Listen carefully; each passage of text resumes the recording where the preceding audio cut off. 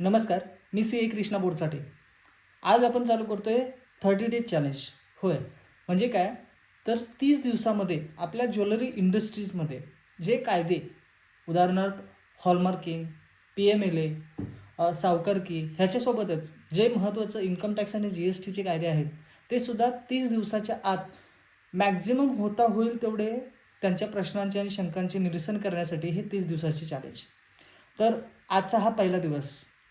हे आपले चॅलेंज 30 दिवसाचे चालू करण्याआधी मी ह्या व्हिडिओच्या कॅप्शनमध्ये माझे व्हॉट्सअप चॅनलचं एक लिंक दिलेले आहे. त्या लिंकला तुम्ही सबस्क्राईब करून इथून पुढे येणाऱ्या पूर्ण व्हिडिओला तुम्ही पाहू शकताय आणि त्याचे अपडेट्स वरचेवर तुम्ही घेऊ शकताय. तर 30 दिवसाचा हा चॅलेंज जो पिरियड आहे त्याच्यामध्ये आपण काय करणार आहोत, तर पहिला आपण चांदी व्यवसाय आणि सोने व्यवसाय समजावून घेऊन त्याला कायद्यामध्ये कशा पद्धतीनं इम्प्लिमेंट करता येईल आणि कशा पद्धतीनं त्याला कायदा व्यवस्थित हाताळता येईल हे बघणं खूप गरजेचं आहे. कारण आजच्या घडीला सगळ्यात महत्त्वाचा जो पार्ट चालू आहे, जो व्यावसायिकांच्यामध्ये शंका किंवा एक प्रॉब्लेम उभा आहे, ते दरवाढीमुळे आपल्याला उधारी आणि सेल आणि परचेसचा जो मेळ आहे किंवा मॅनेजमेंट आहे, प्लॅनिंग आहे, ते जमत नाही आहे ऑन डॉक्युमेंट. तर अशा पद्धतीनं प्रत्येक गोष्टीचा एक बारीक-सारीक विचार करून एक 30 दिवसामध्ये आपल्याला जे स्मॉल आणि मीडियम आहेत ज्वेलर्स किंवा उत्पादक म्हणा, होलसेलर म्हणा, ह्यांच्यासाठी एक चांगला प्लॅटफॉर्म उभा करण्याची आपण इथं पूर्णपणे तयारी करत आहोत.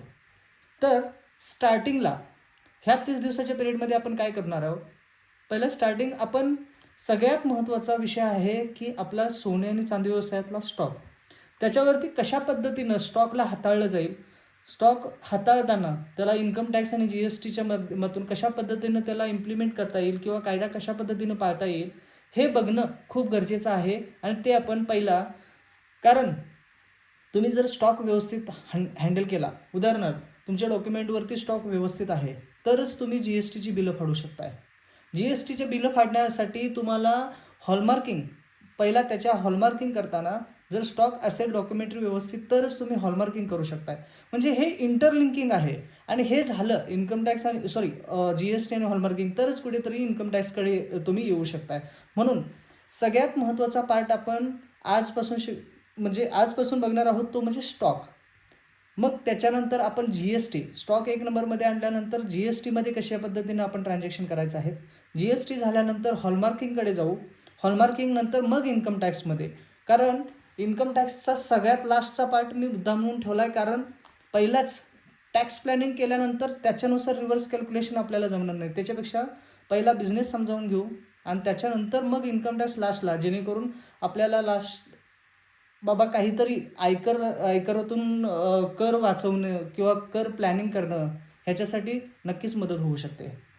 स्टॉक मॅनेजमेंट सगळ्यात महत्त्वाचं आहे माझ्या व्ह्यूनुसार, मतानुसार. कारण आताच्या घडीला उधारीमुळं जे नुकसान होतं ते साधारणतः पूर्ण ज्वेलर्स व्यवसायाला डोकेदुखी झालेली आहे. ज्याच्यामध्ये एखादी गोष्ट आपण उधारीनं दिली तर ती उधारी परत येण्यासाठी किंवा त्याच्यानंतर उधारी परत येत नसेल तर त्याच्यासाठी करावे लागणारे कायदेशीर बाबी किंवा कायदेशीर तरतुदी, ह्यासाठी आपला स्टॉक एक नंबरमध्ये येणं आणि उधारी एक नंबरमध्ये दाखवणं खूप गरजेचं आहे. दुसरी, दरवाढीमुळे मिळणारा नफा. आजपर्यंत मी बऱ्याचशा ज्वेलर्स व्यावसायिकांचे बघतोय की क्वांटिटी आणि स्टॉक, म्हणजे क्वांटिटी आणि व्हॅल्यू ह्याच्यामध्ये स्टॉक मेन्शन नसतो. काही लोकांच्या क्लोजिंग बॅलन्सला एक व्हॅल्यूमध्ये अमाऊंट असते, त्याच्यामुळे क्वांटिटी किती आहे आणि त्याची व्हॅल्यू किती आहे हे मेन्शन नसतं. आणि काही ठिकाणी असं असतं की मेन्शन असतं पण त्याचा ॲव्हरेज रेट खूप कमी आहे. आणि आजच्या ह्या दरवाढीमुळं काही लोकांना इतका मोठा प्रॉफिट ऑन डॉक्युमेंट दिसतोय की त्याच्यामुळं मिळणारा नफा सोडा, भांडवलातील काही पैसे उभा करून त्यांना टॅक्स पेमेंट करावं लागत आहे. अशा केसेस आता ह्या ITR फाईलच्या ह्या सीझनमध्ये मला बघायला मिळत आहेत. काही लोक तर ज्वेलर्समध्ये HYD करताना स्टॉक परचेस करतात किंवा मोड खरेदी केल्यानंतर जो स्टॉक आहे तो डायरेक्टली HYDला टाकतात. पण आपल्या बुक्स ऑफ अकाउंट्समध्ये जो HYD करताना स्टॉक कशा पद्धतीने इन्व्हर्ट केलेला आहे किंवा डॉक्युमेंटरी किती क्वांटिटी आहे हे क्रॉस चेक करून मग हॉलमार्किंगला पाठवणं खूप गरजेचं आहे. म्हणून माझ्या मतानुसार स्टॉक हा सगळ्यात बॅकबोन ऑफ द ज्वेलरी म्हणतो ना, त्या पद्धतीचा आहे. म्हणून स्टॉककडं बघण्याची पहिला ज्वेलरी व्यावसायिकांची जी डॉक्युमेंटरी व्ह्यू आहे तो नक्कीच चेंज झाला पाहिजे. तुम्ही स्टॉक सेफ असेल तर तुम्ही कोणत्याही कायद्यामध्ये कशाही पद्धतीनं टॅक्स प्लॅनिंग करू शकताय. त्या प्लॅनिंगला एक तुम्हाला सपोर्ट चांगला मिळू शकतो आहे. म्हणून पहिलं एम ज्वेलरी व्यावसायिकांचं राहिलं पाहिजे की बाबा स्टॉक एक नंबरमध्ये व्यवस्थित दिसणे आणि दिसताना पण ते तुम्हाला क्वांटिटी आणि व्हॅल्यू ह्या दोन्हीमध्ये दिसणे, जेणेकरून ॲव्हरेज रेट आपल्याला दिसेल आणि त्याच्यानुसार टॅक्स प्लॅनिंग करता येईल. स्टॉक कॅल्क्युलेशन करताना सगळ्यात महत्त्वाचं आपण व्हॅल्युएशनकडे जाऊ. स्टॉक व्हॅल्युएशन बऱ्यापैकी ज्वेलर्स हे ॲव्हरेज स्टॉक मेथडनं करतात. ॲव्हरेज स्टॉक मेथडनं करण्याचा फायदा काय आहे की जुना आणि नवीन रेट ह्याचं मर्जिंग होऊन एक ॲव्हरेज रेट निघाला जातो, ज्याच्यातून तुम्हाला जो दरवाढीचा फटका आहे तो बऱ्यापैकी कमी प्रमाणात बसतो. जर तुम्ही स्टॉक व्हॅल्युएशनची मेथड चेंज करत असाल तर ITR फाईल करताना तुम्हाला तो स्टॉक व्हॅल्युएशन चेंज केल्यानंतरचा इफेक्ट हा दाखवावा लागतो आणि त्याच्या बाबतीत तुमचे CA आणि कन्सल्टन्सी नक्कीच बोलून घेणं गरजेचं आहे. आता ह्या स्टॉकमध्ये मी तुम्हाला ॲडवाईस देईल की सेपरेट लेजर असणं खूप गरजेचं आहे. सेपरेट लेजर म्हणजे काय? बुलियनचं सेपरेट लेजर, ऑर्नामेंटचं सेपरेट लेजर, मोडीचं सेपरेट लेजर हे असणं खूप गरजेचं आहे. कारण बऱ्याचशाच लोकांचं ह्याच्यामध्ये सिल्वर स्टॉक असं जर ठेवलं तर त्याच्यामध्ये ऑर्नामेंट, बुलियन आणि मोड ह्याच्यामध्ये गफलत होऊन जाते. मग कधी कधी तर फटका पण बसतो. उदाहरणार्थ एखाद्या होलसेलरकडं तुम्ही ज्वेलरी खरेदी करायला गेला आणि होलसेलरकडं आणि ती मोड तुम्हाला जर द्यायची असेल तर काही चोरीच्या ह्या प्रकारामुळं काही व्यापारी होलसेलर विचारतात की तुम्ही मोडीचं रजिस्टर ठेवला आहे काय, आणि जर तुम्ही ते नाही असं म्हटले तर तुम्हाला ते तुमची मोड घेऊ शकत नाहीत आणि त्याच्यामुळं तुम्हाला कॅशमध्ये RTGSमध्ये ट्रान्झॅक्शन करून जो RTGSचा आणि कॅशच्या भावाचा जो डिफरन्स आहे तो लॉसमध्ये तुम्हाला ट्रान्झॅक्शन करावं लागतं आणि याचा फटका ज्वेलरी व्यावसायिकांना बऱ्यापैकी बसतो. हे मला सेपरेट सांगण्याची गरज नाही. म्हणून सिल्वर बुलियन, ऑर्नामेंट आणि मोड ह्या अशा पद्धतीच्या गोष्टी लेजर तुम्हाला ठेवणं आता काळाची गरज आहे. ह्या बाबतीत तुम्हाला काय काळजी घ्यायला लागणार आहे? बाबा बुलियन तुम्ही खरेदी केल्यानंतर बुलियन ऑर्नामेंट, बुलियनला तुम्ही एक स्टॉक ट्रान्सफर म्हणजे बुलियनला परचेस तुम्ही घेऊ शकताय. त्या बुलियनचं ऑर्नामेंट करताना काय काय काळजी घ्यायला लागते हे खूप महत्त्वाचं आहे. कारण की इथं GSTचा ॲक्ट जर तुम्हाला ॲप्लिकेबल असेल आणि GST रजिस्ट्रेशन तुम्ही केलं असेल तर बुलियनकडून ऑर्नामेंट तयार करताना तुम्हाला सगळ्यात महत्त्वाचं, तुम्ही ज्या टंचानं मटेरियल तयार करायला त्यांना दिलेलं आहे त्या टंचाचा मटेरियलचा जो मेळ असतो किंवा म्हणजे लाईक बुलियन तुम्हाला 50 टंचानं जर ऑर्नामेंट तयार करायचं असतील तर बुलियन 50% आणि कॉपर जे 50% आहे किंवा अदर अलॉईज चांदीच्या बिझनेसमध्ये तर ते तुम्हाला ते मिक्स करून जॉब वर्करला देणं गरजेचं आहे.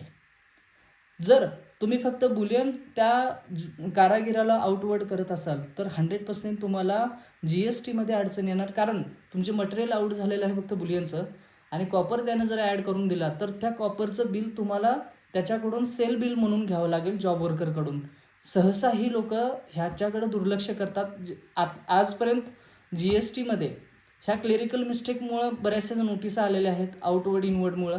ह्याची काळजी घ्या जेणेकरून आपला जो मिक्स मटेरियल आहे तो पुढे जाऊन आपल्याला मटेरियल ऑर्नामेंटला इन करताना आणि आउट केलेलं त्याचं टॅली 100% होणं गरजेचं आहे. गोल्डच्या ऑर्नामेंटच्या बाबतीत काय होतं आहे, गोल्ड बुलियन आपण ज्या वेळेला देतो त्याच्यामध्ये पहिली गोष्ट हॉलमार्किंगच्या कायद्यानुसार कॅडमियम, इरिडियम, ओस्मियम, परत रुदिनियम हे जे म्हणजे धातू आहेत ते बॅन केलेले आहेत.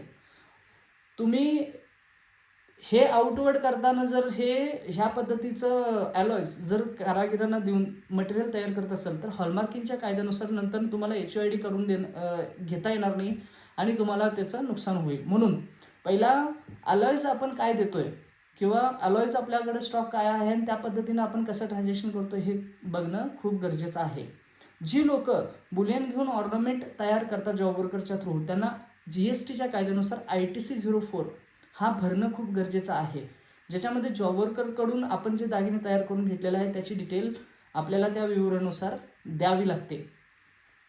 ह्या स्टॉक व्हॅल्युएशन आणि स्टॉक ट्रान्सफरच्या रिलेटेड जर कुणाची काही शंका असेल तर मी खाली माझा व्हॉट्सअपचा नंबर दिलेला आहे.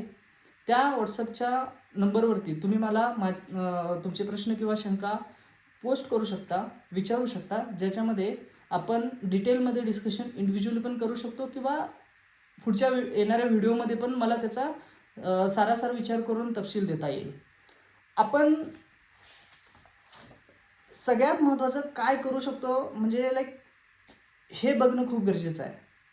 आता हे स्टॉकवरती बोलण्यासाठी मला 3 ते 4 व्हिडिओज पुढचे अजून घालावे लागतील, कारण बरेचसेच लोक काउंटर एक्सचेंज करतात.